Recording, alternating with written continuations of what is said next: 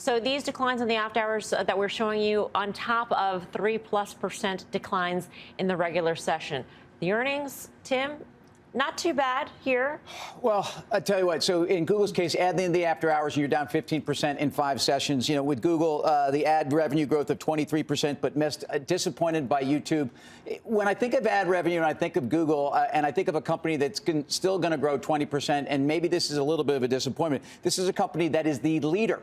29% in a $660 billion global ad market, a company that on a valuation basis should not be thrown into high multiple tech land. In fact, Karen talks about this all the time, so I'll let her get there. I'll just throw the number out. $140 a share next year. This is a 16 multiple on 23 with big buybacks coming. So, look, half of the S&P reports this week in a market that's kind of in free fall. You gave those numbers. I mean, this is extraordinary crosswinds, and which is the tail and which is the dog. I get the sense that if the market wasn't doing this, Google wouldn't have done this, if that doesn't sound obvious. But it's not really, because, in fact, I do think held to its own standard, these numbers were not bad at all. They weren't, and it's just the context of this market. It's not about the valuation of these particular stocks. It's about a re-rating of the overall markets that we're witnessing here, Karen. But what did you make of the quarters?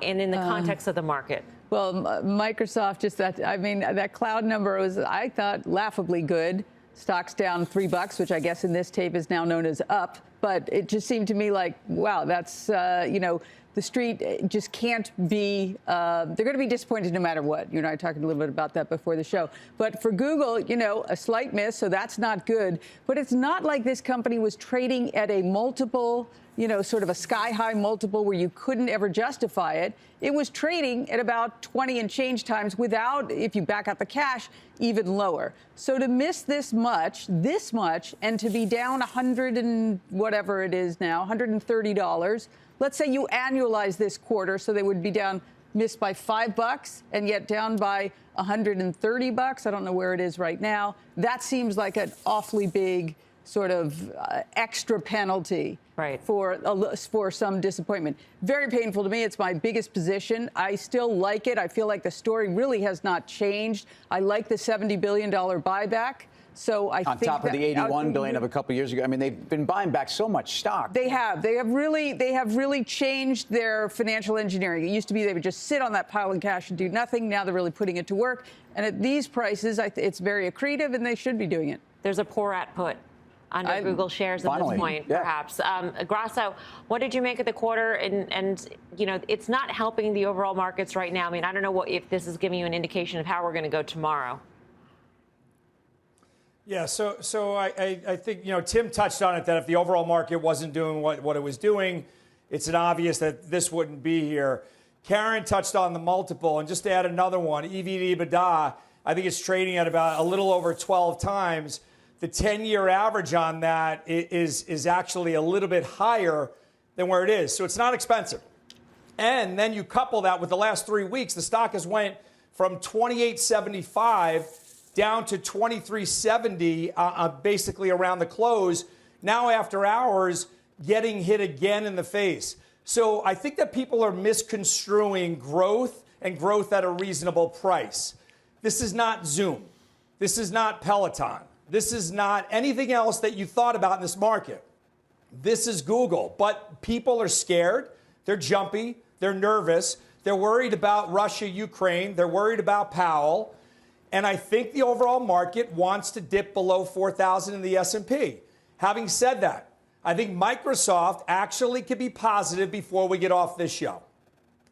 All right, we'll certainly watch the chart. It may not be a Zoom, it may not be a Peloton guy, but for a lot of investors out there, it feels like that kind of wild ride when you're talking about a 16% decline in Google, which wasn't cheap to begin with in 1 month.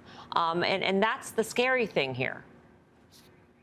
Yeah, well, it's a paradigm shift, right? We talked about it. I mean, Scott talked about it in his show before. What's the right valuation in this environment? The world changed clearly in November, and for a lot of stocks, changed over the summer in terms of being, worried about valuation. I'll say this: I think everybody would agree. We've seen better quarters out of Google. They did miss EPS significantly, and they did miss slightly on revenue. Just to throw that out there. With all that said, I mean, the question is 27% down from the all-time high enough? And you're getting to levels where I think it is.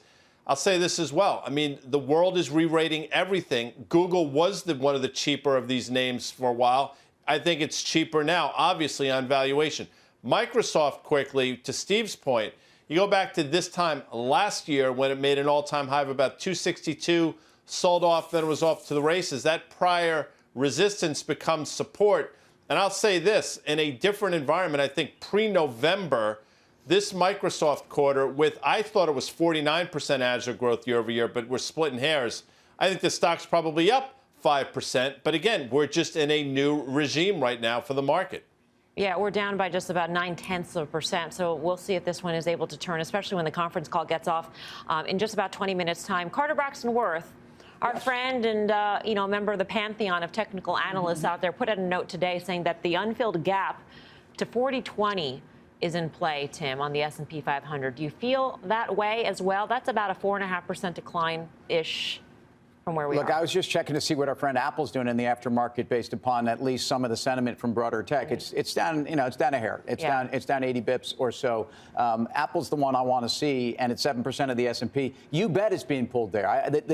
The chart you need to follow, I continue to say, are semiconductors, the SMH ETF. That's the most important chart. That broke well through those March 14 lows. That is leading everything lower. That broke through support around 220 today, or is hovering and challenging that. But the triple Qs broke through that 320 level, and I think that's very important. So unfortunately, the problem here is this is such an important week for tech, the kind that we almost want to get it out of the way. I'd like to get Apple's numbers out of the way before we can really assess, but we always listen to Carter to the penny, and whether we get there or not in the next couple of days, I do think we're getting there, and I do think that tech is leading us there. Remember, tech had been outperforming the S&P by those couple of days, and I think we said on this desk last night, let's not get carried away. Tech really underperformed today, and semis really underperformed tech, and that worries me for the S&P. And then after hours, Guy, what did we get? We got Texan down 5% right now on the back of its quarter. Yeah, and the concern I've had with Texas Instruments forever was valuation. When that was a $200 stock, nobody seemed to care. Now, apparently, everybody seems to care about valuation with Texas Instruments, and we'll just continue to go down the rabbit hole. Look at NVIDIA. Look at the sell-off that's seen since that recent bounce. And look at AMD, which has now been more than cut in half from its recent all-time high of about 160 and change. These are significant moves, to Tim's point, and if you want to play the S&P game, absolutely. We did the math for you, how you get to 4,000, again, with a 17.5 multiple-ish on about $228 of S&P earnings, perhaps. There you go. That's your number. And I've said it for a while. I do think we're getting there, absolutely.